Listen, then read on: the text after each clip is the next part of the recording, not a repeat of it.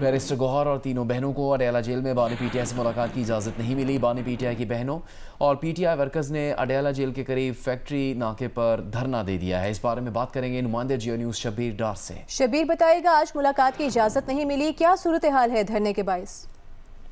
جی ہاں، ملاقات کی اجازت تو کسی کو نہیں ملی ہے، تاہم علیمہ خان اپنی دونوں بہنوں کے ہمراہ اڈیالہ جیل کے قریب فیکٹری ناکے پر موجود ہے۔ انہوں نے دھرنا دیا ہوا ہے۔ اڈیالہ جیل جانے والا راستہ بند ہے اور پولیس کی بھاری نفری یہاں پر موجود ہے۔ پولیس نے علیمہ خان سے 2-3 مرتبہ درخواست کی ہے کہ آپ یہاں سے چلی جائیں، روڈ بھی بند ہے، بازار بھی بند ہے، سیکیورٹی کا بھی ایشو ہے، رات دیر تک چونکہ سردی بھی ہے، لیکن علیمہ خان نے جانے سے انکار کیا۔ اب پولیس نے آپریشن کی تیاری پکڑی ہے اور امکان یہ ظاہر کیا جا رہا ہے کہ اب سے تھوڑی دیر بعد کارکنان جو یہاں پہ موجود ہے ان کو یہاں سے یا تو ہٹایا جائے گا یا پھر گرفتاریاں عمل میں لائی جائیں گی، کیونکہ آپ نے پی ٹی آئی کا مخفف تو سنا ہی ہوگا، بالکل، لیکن دلچسپ بات یہ ہے کہ اس کا مطلب اس پر منحصر ہے کہ آپ ہے کہاں اور بات کیا ہو رہی ہے۔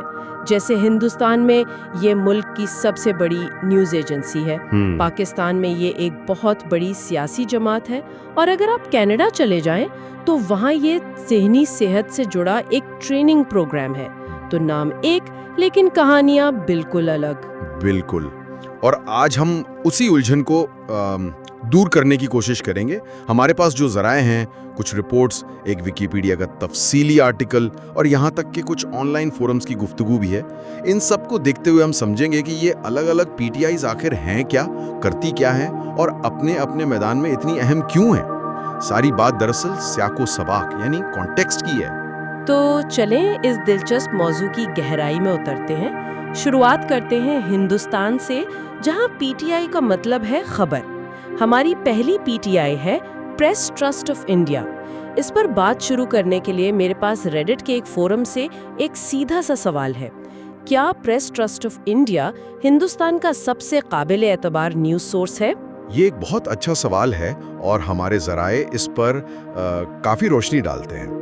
دیکھیں، میڈیا بائس فیکٹ چیک نامی ایک تنظیم ہے جو میڈیا اداروں کا تجزیہ کرتی ہے۔ ان کی رپورٹ کے مطابق پریس ٹرسٹ آف انڈیا کو کم سے کم جانبدار یعنی لیسٹ بائسڈ کا درجہ دیا گیا ہے۔ اچھا، اور صرف یہی نہیں، حقائق پر مبنی رپورٹنگ کے لیے بھی انہیں ہائی ریٹنگ ملی ہے، جو کہ بہت بڑی بات ہے۔ اچھا، تو یہ کم سے کم جانبدار کا درجہ، اس کا کیا مطلب ہے؟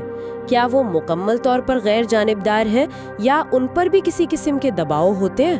یہ ایک اہم نقطہ ہے۔ دیکھیں، کوئی بھی ادارہ شاید 100% غیر جانبدار نہیں ہو سکتا، لیکن کم سے کم جانبدار کا مطلب ہے کہ وہ اس معیار کے بہت قریب ہے۔ اس کی ایک بڑی وجہ اس ادارے کی ساخت ہے۔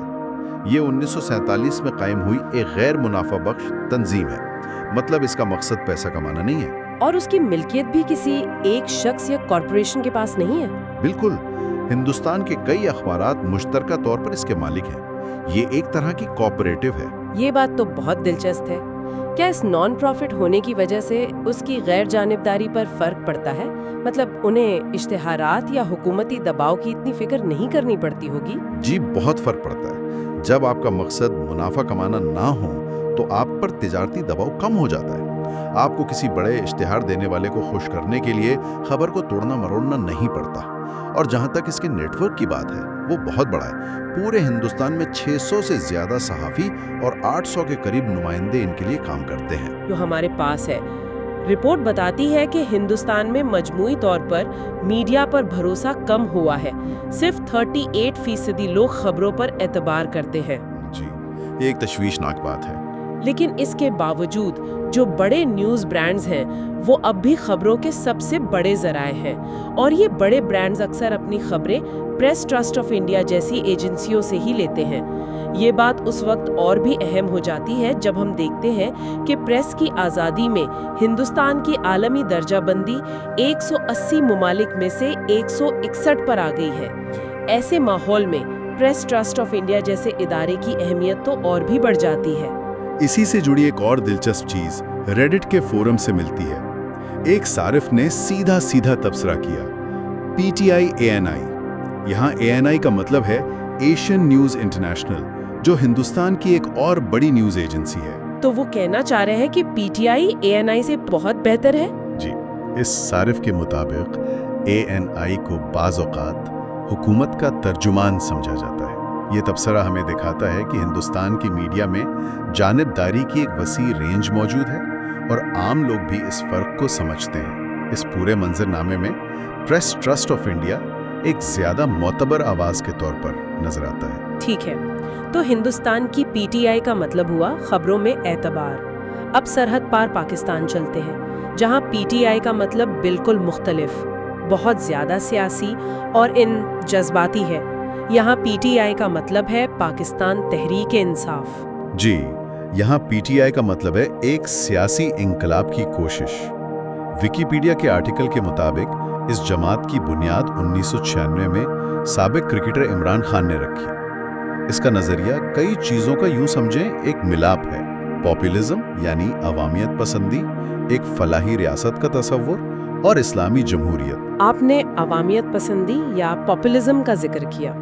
عام الفاظ میں اس کا کیا مطلب ہے، خاص طور پر پاکستان تحریک انصاف کے حوالے سے؟ عوامیت پسندی کا مطلب ہے ایسی سیاست جو خود کو عام آدمی کا نمائندہ اور کرپٹ اشرافیہ یعنی ایلیٹ کے خلاف پیش کرے۔ پاکستان تحریک انصاف نے یہی کیا۔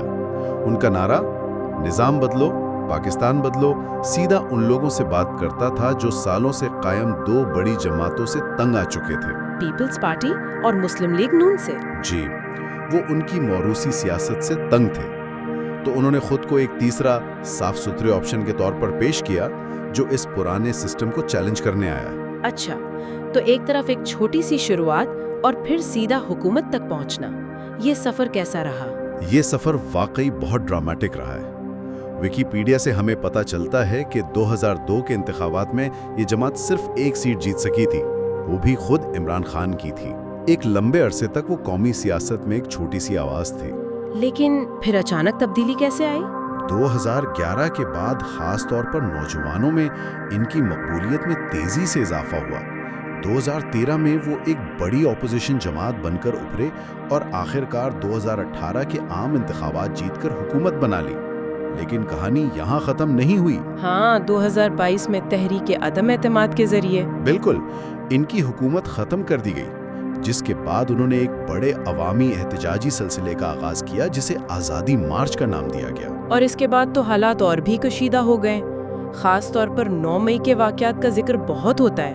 جی، ویکیپیڈیا کے مضمون میں 9 مئی کے فسادات کا ذکر ہے، جس کے بعد پارٹی پر بہت سخت دباؤ آیا اور اس کے کئی اہم رہنماؤں کو گرفتار کر لیا گیا یا انہوں نے پارٹی چھوڑ دی۔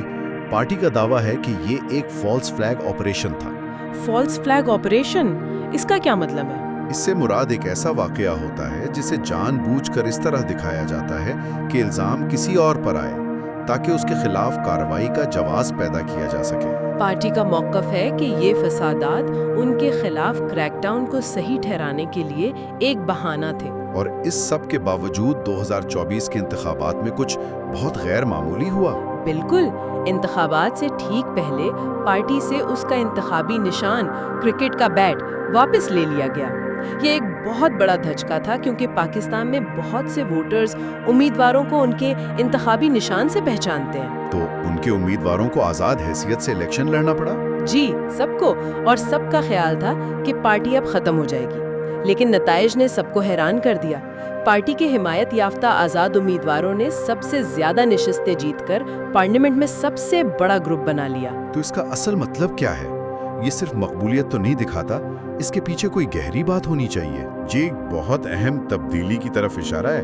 یہ دکھاتا ہے کہ پاکستانی سیاست میں ووٹر شاید اب روایتی پارٹی نشانوں اور ڈھانچوں سے زیادہ شخصیت یعنی عمران خان اور ان کے پیغام کو اہمیت دے رہا ہے۔ سوشل میڈیا نے اس میں بہت بڑا کردار ادا کیا، جس کے ذریعے پارٹی اپنا پیغام براہ راست اپنے حامیوں تک پہنچانے میں کامیاب رہی، چاہے روایتی میڈیا پر کتنی ہی پابندیاں کیوں نہ ہوں۔ بالکل، یہ سیاسی مہم چلانے کے طریقے میں ایک بنیادی تبدیلی کی علامت ہو سکتی ہے۔ تو ہم نے خبروں کی دنیا اور سیاسی ہلچل کا احاطہ کر لیا۔ اب ذرا ماحول بدلتے ہیں اور ایک ایسی دنیا میں چلتے ہیں جہاں PTI کا مطلب ہے لوگوں کی مدد کرنا۔ اگر کوئی کینیڈا میں PTI کا ذکر سنے تو اس کا مطلب بالکل مختلف ہوگا۔ جی بالکل مختلف۔ ہمارے ذرائع میں چلڈرن مینٹل ہیلتھ اونٹاریو کا ایک فلائر ہے جس میں پروونشل ٹریننگ انیشیٹو کا ذکر ہے، یعنی PTI۔ ये ओंटारियो कनाडा में एक 3 साला मंसूबा है जिसका मकसद उन थेरेपिस्ट को तरबियत देना है जो ज़हनी सेहत के पेचीदा मसाइल से दो चार बच्चों और नौजवानों के साथ काम करते हैं। अच्छा, तो ये थेरेपिस्ट की ट्रेनिंग का प्रोग्राम है। इसमें किस किस्म की ट्रेनिंग दी जाती है? फ्लायर में कुछ नामों का जिक्र है जैसे डीबीटी और ट्रॉमा फोकस सीबीटी। ये क्या चीजें हैं? ये इलाज के बहुत जदीद और मौसर तरीके हैं। आसान अल्फाज में समझें तो डीबीटी यानी डायलेक्टिकल बिहेवियर थेरेपी लोगों को, खास तौर पर नौजवानों को, अपने शदीद जज्बात जैसे गुस्सा या मायूसी से निपटना सिखाती है। और ट्रॉमा फोकस सीबीटी? वो उन बच्चों की मदद करती है जिन्होंने कोई तकलीफ दे वाकया या सदमा झेला हो, ताकि वो इसके नफ्सियाती असरात से बाहर निकल सकें। तो ये पीटीआई उन थेरेपिस्ट को ये जदीद महारतें सिखा रही है ताकि वो बच्चों की बेहतर मदद कर सकें। तो इस प्रोग्राम का अहम पहलू अमली महारतें सिखाना है। दिलचस्प बात यह है कि हमारे ज़राए में एक और दस्तावेज भी इसी मौजू से जुड़ी है, साइकोमोटर महारतें। ये दरअसल नजरियाती इल्म को अमली जामा पहनाने का फन है। बिल्कुल, ये इस्तिलाह शायद थोड़ी टेक्निकल लगे, लेकिन इसका तस्वर बहुत सादा है। ये बिल्कुल वैसा ही है जैसे कोई ड्राइविंग सीखता है। आप किताब में पढ़ सकते हैं कि गियर कैसे बदलना है, लेकिन जब तक आप खुद गाड़ी में बैठकर उसे महसूस नहीं करते, आपको ड्राइविंग नहीं आती। नजरियाती इल्म को इस अमली काम में बदलने का अमल ही साइकोमोटर महारत है। और हमारे पास जो तहकीकी मकाला है वो मेडिकल इंटर्न्स की साइकोमोटर महारतों के बारे में है। यानी वो नए डॉक्टर्स जो अभी पढ़ाई खत्म करके अस्पताल में काम शुरू करते हैं। उनके लिए ये सबसे अहम है। उन्हें किताबी इल्म को मरीज के इलाज में बदलना होता है। इस तहकीकी मकाले में एक खास तरीक़ेकार का जिक्र है जिसे ड्यूआप कहते हैं। डुआ? जी, ये 4 मराहिल पर मुश्तमिल है। डेमोन्स्ट्रेट यानी माहिर डॉक्टर करके दिखाता है, ऑब्जर्व यानी इंटर्न गौर से देखता है, असिस्ट यानी इंटर्न इस काम में माहिर की मदद करता है, और आखिर में परफॉर्म यानी इंटर्न खुद वो काम करता है। और नताइज कैसे रहे? मुझे याद है कि खुद इत्मादी में 70% से 95% तक का इजाफा हुआ था, लेकिन क्या इससे वो असल में बेहतर डॉक्टर बने? बहुत अच्छा सवाल है। खुद एतमादी एक चीज़ है, लेकिन असल कारकर्दगी दूसरी। इस तहकीक में उन्होंने कारकर्दगी को भी नापा। उन्होंने देखा कि ट्रेनिंग से पहले सिर्फ 15% इंटर्न्स एक ख़ास तिब्बी तरीक़ेकार को सही तरीके से अंजाम दे पाते थे, लेकिन डीओएपी ट्रेनिंग के बाद 80% से ज़्यादा इंटर्न्स इसे कामयाबी से करने के काबिल हो गए। वाह, ये तो बहुत बड़ी बेहतरी है। जी, तो ये सिर्फ एतमाद का मामला नहीं था, उनकी अमली सलाहियतों में हकीकी और काबिल पैमाइश बेहतरी आई थी। ये साबित करता है कि अमली तरबियत का ये तरीका कितना मौसर है। तो इस सब का क्या मतलब निकलता है? आज की गुफ्तगू से हमने क्या सीखा? हमने देखा कि कैसे एक ही मुखफ़िफ पीटीआई 3 बिल्कुल मुख्तलिफ दुनियाओं की नुमाइंदगी करता है। एक तरफ हिंदुस्तान की एक मोतबर न्यूज़ एजेंसी है जो अफरा तफरी के दौर में हक़ाइक़ फराहम करने की कोशिश कर रही है। दूसरी तरफ पाकिस्तान की एक ताकतवर सियासी जमात है जो निज़ाम को बदलने का नारा लगाती है। और तीसरी तरफ कनाडा का एक ज़हनी सेहत का प्रोग्राम है जो खामोशी से मुआशरे के सबसे कमज़ोर लोगों की ज़िंदगियों में बेहतरी ला रहा है। और उन तीनों कहानियों को जोड़ने वाली सबसे अहम चीज़ शायद सियाक़ुस-सबाक़ की अहमियत है। एक ही लफ्ज़ एक जगह इस्तेहकाम और हक़ाइक़ की अलामत है, दूसरी जगह सियासी हलचल और इनकलाब का, और तीसरी जगह उम्मीद और शिफा का। ये हमें याद दिलाता है कि किसी भी मालूमात को उसके पसे मंज़र के बगैर समझना कितना ख़तरनाक हो सकता है। बिल्कुल, अगर आप सियाक़ो-सबाक़ को नज़रअंदाज कर दें तो गलतफहमी पैदा होना यकीनी है।